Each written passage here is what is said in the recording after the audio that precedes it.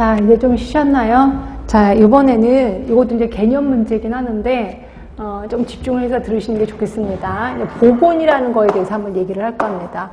우리는 지금까지 지역사회 간호에 대해서 배우셨는데 보건이라는 게 또 따로 있어요.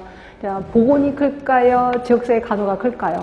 당연히 보건이 크죠. 보건이 엄청 큰 거 안에 간호가 조그맣게 들어갔다라고 보시면 되고, 그래서 이제 보건이라는 거에 대해서 한번 들어갈 건데, 이 보건에 대해서는 이게 역사적 흐름이 있습니다. 어떤 흐름이 있냐면 공중보건이 있고요. 공중보건.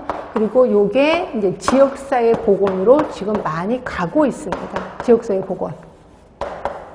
요 차이가 뭔데요? 공중보건은요, 공중을 위해서 뭔가 사업을 하는 거야. 결국 상의 하단식의 사업이야. 국가가 명령을 내리면 그대로 사업을 해야 되는 게 공중보건. 그래서 상의 하단식의 사업이라고 보시면 될 것 같고요. 그럼 지역사회 보건은요? 지역사회 보건은 그 지역사회에 맞는 사업을 하는 거야. 그래서 A라는 동네에 가서 그 동네에 맞는 사업을 하는 거죠. 그래서 이거를 하의 상달식의 사업이라고 얘기를 합니다. 두 개 다 그룹, 집단은 집단이에요. 그런데 공중보건이 훨씬 더 넓은 집단, 한 국가라고 본다면 이건 한 지역에 가서 그 지역에 맞는 사업을 한다라고 보면 되고요. 그래서 점점 지역사회 보건으로 가고 있다. 그럼 여기서는 뭐를 공부하면 좋은데, 공중보건의 개념, 정의 부분이 나와요. 이게 우리 쪽에서 한번 예전에 기출문제로 나왔었거든요. 정의 부분에 포커스를 둬서 윈슬로우 교수가 제시를 했거든요. 그거를 좀 공부를 할 거고요. 그 다음에 또 하나는 여기에 보시면 몇 쪽에 보시면 되냐, 33쪽에 일반화 지역사회 간호가 있고 일반화가 있고, 그 다음에 또 하나가 전문화 지역사회 간호가 있어요. 이 두 개를 좀 구분해 주시는 게 좋아요. 그러니까 일반화는 그거예요. 말 그대로 그냥 혼자서 다 하는 거예요. 그렇죠? 그러니까 예를 들어서 이런 거죠. 예전에 이제 방문이라는 걸 갈 때 어떤 일이 있었었냐면, 자, 내가 이제 가족계획 담당 방문이에요. 그래서 이제 가족계획하러 집을 이제 방문합니다. 그래서 여기 가족계획 하려고 왔는데요 라고 했는데, 아니요, 지금 가족계획이 문제가 아니라 우리 할아버지가 피를 토하고 계세요. 이렇게 그래. 그러면 피를 토하니까 딱 보니까 결핵 같아요. 그럼 제가 뭐라 그래요? 저 결핵 담당 아닌데요. 그러면 제가 결핵 담당 불러드릴게요 라고 하면서 저는 가족계획에 대해서 그냥 사업을 하고 그냥 간단 말이에요. 그래서 제가 이제 연락을 했어요. 그럼 이제 결핵 담당에 가실 거예요. 딱 가갖고 여기 피 토하시는 할아버지가 계시다면서요. 그래서 딱 갔더니, 아니요, 그 할아버지 벌써 돌아가셨고요. 지금은 또 우리 애기가 또 문제예요. 그러면 또 저 뭐라 그래요?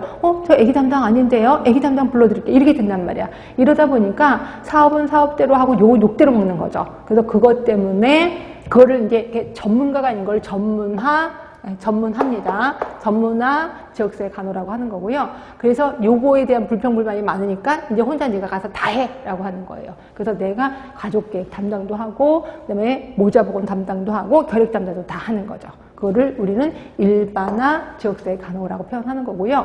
요게 언제 있었었냐면 1885년. 죄송해요. 1985년입니다. 1985년에 통합보건 사업을 한 적이 있었습니다. 통합보건 사업을 모든 곳이 아니라 군단위 보건소에서 통합보건 사업을 했었거든요.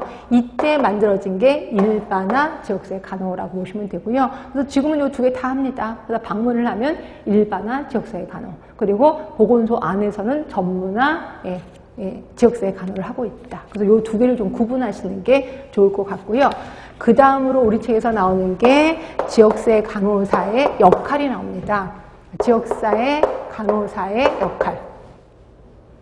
자, 지금 파리가 한 마리 돌아다니고 있어서 자, 지역사회 간호사의 역할이 나와요.